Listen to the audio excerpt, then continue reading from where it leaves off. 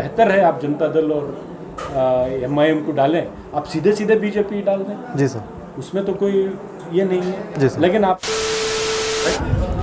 Hello everyone, welcome to mass media. आज हमारे साथ हैं MLA रिजवान अरशद साहब। आपने हमें टाइम दिया सर, बहुत बहुत शुक्रिया उसके लिए। सर, पहला क्वेश्चन ये कि येडियुरप्पा साहब आए थे, लॉकडाउन के बारे में बोल रहे थे। ये इलेक्शन चल रहा है सर, इस माहौल में अगर लॉकडाउन की वो बात कर रहे हैं तो कितना मुनासिब है, या इलेक्शन होने दें या लॉकडाउन के बारे में बात करें, क्योंकि गरीब लोग, आम लोग बहुत कन्फ्यूज़ हैं इस चीज़ को लेके।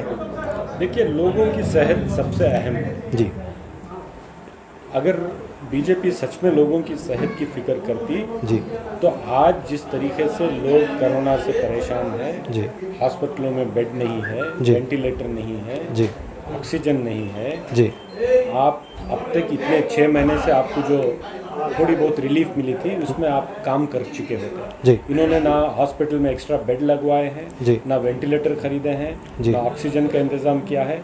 इन्होंने कोरोना में पैसे मारने का काम किया है, उसके अलावा कुछ नहीं किया। जी येडियुरप्पा साहब क्या लॉकडाउन करेंगे?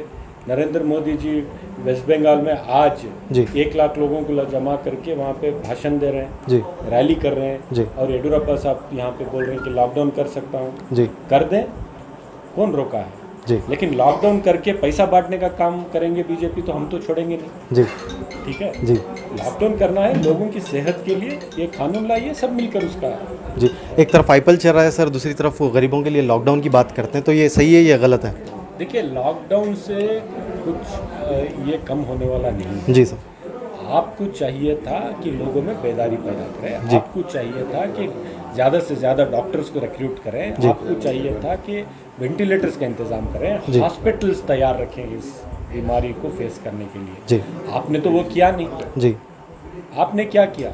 आपने मास्क में पैसा बनाया, सैनिटाइज़र में पैसा बनाया, हैंड ग्लव्स में पैसा बनाया, वेंटिलेटर में पैसा बनाया। आज PM केयर्स की बात कर रहे थे आप, 100, 500, 1000, 5,000 करोड़ की बात कर रहे जी। थे। आज तक आपने हिसाब नहीं दिया कि क्या पैसा कहाँ से आया, क्या खरीदा, क्या नहीं खरीदा। जी नरेंद्र मोदी जी के फंड में जो पैसा ये वेंटिलेटर खरीद कर भेजा है PM केयर से, जी। एक हॉस्पिटल में बस्ट होता जा रहा है। जी जी तो फेल ये है, क्या जी। बोलते हैं, वेंटिलेटर्स। जी चंद गुजरात की कंपनियों को ऑर्डर देने के जी। लिए लोगों से आपने पैसा लिया, जी नकली वेंटिलेटर खरीदे। आप लोगों की जान से खेल रहे हैं जी और आप यहाँ लॉकडाउन की बात कर रहे हैं।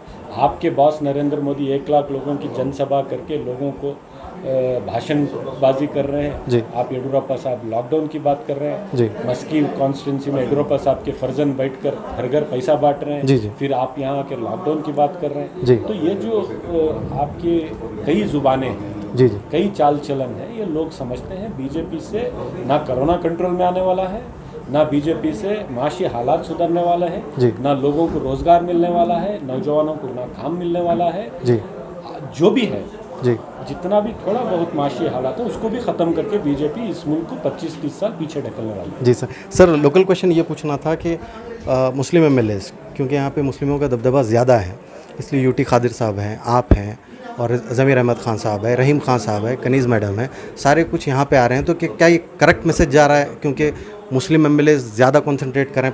एक क्वेश्चन सर। दूसरा क्वेश्चन ये है कि ये इवेंट ऑफ कंट्रोवर्सी होते जा रहा है सर। अभी रहीम खान साहब ने भी कल कुछ कह दिया, ज़मीर अहमद सर ने कहा था कि कुमार स्वामी के बारे में कुछ, CM जो है उनके बारे में कुछ कह दिया। तो सर, ये इलेक्शन जा कहाँ रहा है सर, इसका डायरेक्शन कहाँ जा रहा है? मुझे नहीं मालूम। मैं एक बात कहना चाहूँगा, देखिए, आपको सिर्फ मुस्लिम MLA घूमते हुए नज़र आ रहे हैं। जी प्रियंक खरगे भी घूम रहे हैं, अजय सिंह भी घूम रहे हैं, राजशेखर पाटिल भी घूम रहे हैं, जी रामलिंग रेड्डी भी घूम रहे हैं, HM रेवन्ना भी घूम रहे हैं। सारे कांग्रेस पार्टी किसी एक मजहब पर, एक जात पर मुश्तमिल पार्टी नहीं है। कांग्रेस पार्टी के हर जात का लीडर, हर इसका लीडर, धर्म का लीडर यहाँ पे ग्राउंड पे है। जी सर। इसलिए है क्योंकि एक बैकवर्ड कम्युनिटी की कैंडिडेट लड़ रही है, जी सर। जिसको हमारी मदद की ज़रूरत है, जी सर। और जिसके खाविन जी सर। इस ज़िले में जी sir.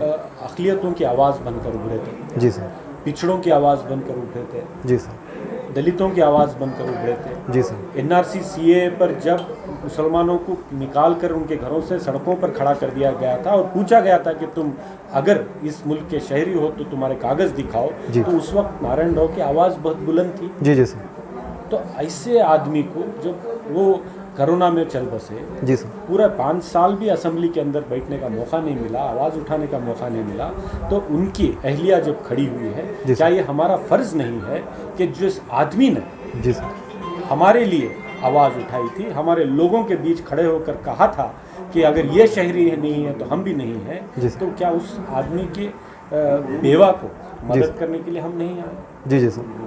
Sir second part question का जो कंट्रोवर्सीज चल रहे हैं सर का लेके, ज़मीर अहमद सर का लेके, फिर अभी रहीम खान साहब ने भी एक स्पीच में कुछ कह दिया है। देखिए, मैं अपील करना चाहूँगा कि ये हम जो लड़ रहे हैं ये एक इलेक्शन है। जमहूरियत में इंतखाबात जी जो है बहुत अहम होते हैं जी और हर इंतखाबात के अपने अपने इश्यूज होते हैं, उसूल होते हैं। जी उसको छोड़ करके दूसरी बात करने में कोई उतना फ़ायदा है नहीं। जी और जज्बाती बयानबाजी से बेहतर है कि हम इश्यूज़ पे बात करें। मुद्दा क्या है उस पे बात करें। आज मुद्दा ये है कि कांग्रेस पार्टी की लड़ाई सीधे सीधे बीजेपी के साथ। जी सर। तो हम बीजेपी के साथ नज़रियाती इख्तलाफात रखते हैं। जी। हम फ़िरका परस्त ताकतों के सामने सीना तान के खड़े हुए हैं। हम हराना चाहते हैं फ़िरका परस्त ताकतों को। आवाम को तय करना है कि क्या इस लड़ाई में जो बीजेपी और कांग्रेस की सीधी सीधी लड़ाई है, जी आवाम किस तरफ खड़ी है? सर ये जेडीएस और एमआईएम भी माइनॉरिटी के कैंडिडेट दिए हैं सर, कितना आपको लगता है कि फ़र्क पड़ेगा इससे, या बीजेपी को फ़ायदा होगा या आपको नुकसान होगा या फ़ायदा होगा? नहीं, इसमें नुकसान फ़ायदे की बात नहीं। बीदर की आवाम, मैंने जहाँ तक देखा है, सियासी बेदार आवाम जी, वो पूरा शऊर रखती है। उन्हें मालूम है अगर बीज जनता दल उतना सीरियस होती तो मैं समझता कि कुमार स्वामी साहब यहाँ आके कैंप डालते जी और पूरी मेहनत करते। वो कोई कैंडिडेट खड़े हुए हैं, उन साहब को खड़ा कर दिया है जी और कोई जनता दल का आदमी उनके साथ नहीं घूम रहा। जी। जब आप किसी को खड़ा करते हैं तो आप उनको वोट भी ट्रांसफ़र कीजिए। जी सर। जब कांग्रेस पार्टी की कैंडिडेट खड़ी हुई है, इनको हम तकरीबन 35-40 हज़ार वोट लेकर के खड़ा किए हैं। उसके ऊपर का वोट डाल के लोगों को जिताना है, जी जी सर, कामयाब बनाना है उन्हें। जी सर। तो जनता दल, इन्होंने कुमार स्वामी साहब ने उनको टिकट दे दिया, खड़ा कर दिया, ना उनके साथ आके खड़े हुए हैं, ना उनकी हिमायत में बोल रहे हैं, ना घर घर जाके लोगों को कन्विंस कर रहे हैं, ना उनको पैसे से या कुछ और मदद कर रहे हैं। जी तो सर। किस लिए खड़ा किया है? जी सर। वो बेचारे करेंगे क्या? जी सर। सर वो सवाल पूछ रहे हैं और हमारा भी सवाल आपसे ये है सर, मुस्लिम क़यादत जो एमपी 1999 तक 3 एमपी जो है कांग्रेस और जेडीएस मिला के भेजते थे, 2004 से लेके आज तक 2019 के इलेक्शन तक जनरल एक भी मुस्लिम भेज नहीं पाए। तो इसमें सर किसका आपको लगता है, किसका, कांग्रेस पार्टी का आप क्या कहेंगे कि नहीं जिम्मेदार वो लोग हैं, या फिर जो है जेडीएस है, या फिर ज़हनियत है? मुसलमानों के जैसे दूसरे अक़वाम को, जैसे दलितों को, जैसे बैकवर्डों को, जैसे लिंगायतों को, जैसे वकलीगा कम्युनिटी को, दुर्गा कम्युनिटी, हमने सोशल जस्टिस की। बट सर हमारा नुकसान हुआ है ना सर, तीन में से इसलिए हुआ है क्योंकि फ़िरका परस्त ताकतें बहुत उरूज में हैं, बहुत ताकतवर हैं, और इन फ़िरका परस्त ताकतों को जब तक हम उनको इक़्तिदार से दूर नहीं रखते, जी सर, तब तक इस समाज में, इस माशरे में वो जहर फैलाते रहेंगे सर। तो आज जो हम लड़ाई लड़ रहे हैं, ये फ़िरका परस्त ताकतों के खिलाफ लड़ाई लड़ रहे हैं। जी सर। जब तक हम इनको एक एक इलेक्शन में फ़िरका परस्त ताकतों को हराएंगे नहीं, जी सर, तब आप कैसे उम्मीद करेंगे कि फिर कल मुसलमान होंगे, क्रिश्चियन होंगे, जो छोटी से छोटी ज़ात होती है बैकवर्ड कम्युनिटीज़ में, वो जीत के आ सकते हैं? नहीं सर, क्वेश्चन ये है कि आज़ादी का पहला इलेक्शन बीदर कॉन्स्टिट्यूंसी से, पार्लियामेंट कॉन्स्टिट्यूंसी से मुस्लिम एमपी जाते हैं, सेकंड टाइम मुस्लिम जाते हैं, फिर रिजर्व हो जाता है सर। उसके बाद में जब वो रिजर्वेशन हटता है सर, मुस्लिम को देने की बात होती है लेकिन दिया नहीं जाता। पिछले 2 बार से जो है बीजेपी यहाँ पे जीत रही है, फिर भी कांग्रेस इस बात को समझ नहीं रही है कि यहाँ पे आवाम क्या चाह रही है और उनको क्या दिया जा रहा है। तो हर जगह, हर कॉन्स्टिट्यूंसी में क्या ऐसे ही हो रहा है सर के डिमांड किसी और की है, सप्लाई कुछ हो रहा है, इस वजह से हार हो रही है? बिल्कुल नहीं, आपका सवाल ही गलत है। जी सर। और मैं गलत सवाल का और गलत जवाब दूं, ये मेरे तबीयत में है नहीं। जी जी सर। क्योंकि आज हिंदुस्तान में हालात क्या है आप भी जानते हैं। जी जी बिल्कुल। बट आपने सवाल कुछ और पूछा है। जी सर। नहीं सर, के तहत का सवाल नहीं सर, ये क्योंकि एंट्री से एमआईएम आ रही है। सुनिए, एमआईएम आ रही है जी, यही स्पेस का तो फ़ायदा उठा रहे हैं ना सर वो? नहीं, इसीलिए मैं कह रहा हूँ कि अगर एक फ़िरका परस्त ताकत को हराना है तो और एक फ़िरका परस्त ताकत को आप मदद करना चाहते हैं। जी जी सर। अगर हम सेक्युलर हैं, जी सर। हम फ़िरका परस्ती को नहीं मानते हैं, जी सर। चाहे वो मुस्लिम फ़िरका परस्ती हो चाहे वो हिंदू फ़िरका परस्ती, जी जी सर। हमें दोनों को रिजेक्ट करना चाहिए। जी सर। ठीक है जी सर। हम हिंदुस्तान में हिंदू मुसलमान सिख ईसाई भाई भाई की तरह जब तक नहीं रहेंगे जी सर। तब तक हमारे में इंतशार फैला करके, हमारे में इख्तलाफात पैदा करके बीजेपी जैसी पार्टियां जीतती हैं। जी सर। और बीजेपी जैसी पार्टियों को मदद करने के लिए, उनको और तक़वियत देने के लिए एमआईएम जैसे पार्टियां आकर जो बयानबाजी करती हैं, जिससे ना उनका फ़ायदा होता है ना किसी और का फ़ायदा होता है, बल्कि सीधे सीधे बीजेपी का फ़ायदा होता है। आप एक वोट जनता दल को देंगे तो एक वोट सीधे सीधे बीजेपी को फ़ायदा हो रहा है, एक वोट आप एमआईएम को देंगे तो इस इलेक्शन में बीजेपी को ना सिर्फ फ़ायदा होगा, अगले 2-4 इलेक्शन में भी बीजेपी को फ़ायदा होने वाला है। जी जी सर। जहाँ जहाँ हमारे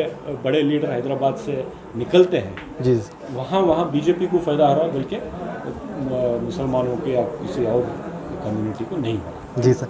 सर आपने हमें टाइम दिया, बहुत बहुत शुक्रिया सर। और बसव कल्याण की जनता के लिए आपके कोई अगर विचार हैं तो बताइए सर। नहीं, मैं सिर्फ इतना कहना चाहूँगा कि एक ऐसे मोड़ पर बसवा कल्याण आकर खड़ा हुआ है जी कि उसे चुनना है जी सर। कि बसवा कल्याण का मुस्तकबिल क्या होगा। जी सर। मुस्तकबिल सेक्युलर होगा कि मुस्तकबिल कम्युनल होगा। जी सर। मुस्तकबिल मोहब्बत वाला होगा कि मुस्तकबिल नफ़रत वाला होगा। जी सर। मुस्तकबिल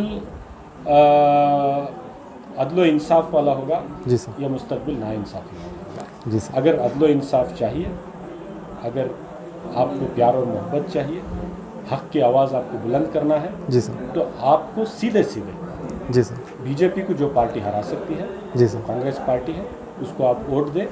अगर आपको यहाँ पे वही इंतशार चाहिए, वही आपसी रंजिश चाहिए, वही फ़िरका परस्त माहौल चाहिए, जी। वही ऐसा डर का, ज़बरदस्ती का, ज़्यादती का, जी सर। जुल्म का, जी सर। जैसा राज यूपी में, बिहार में, कर्नाटक में, जहाँ जहाँ बीजेपी हुकूमत में है, जी सर। चल रहा है, जी सर। तो अगर वैसे चाहिए जी सर। तो आप बेशक किसी को भी चुनें। जी सर। आपका वोट बेहतर है आप जनता दल और एमआईएम को डालें, आप सीधे सीधे बीजेपी डाल दें, जी सर। उसमें तो कोई ये नहीं जी है। सर। लेकिन आप चाहते हैं कि फ़िरका परस्त ताकतों को हम हराएं, बीजेपी को हम हराएं, जी सर। इंसाफ की तरफ हम आगे बढ़ें, तो आप कांग्रेस पार्टी के साथ खड़े हों। जी सर। Thank you very much sir.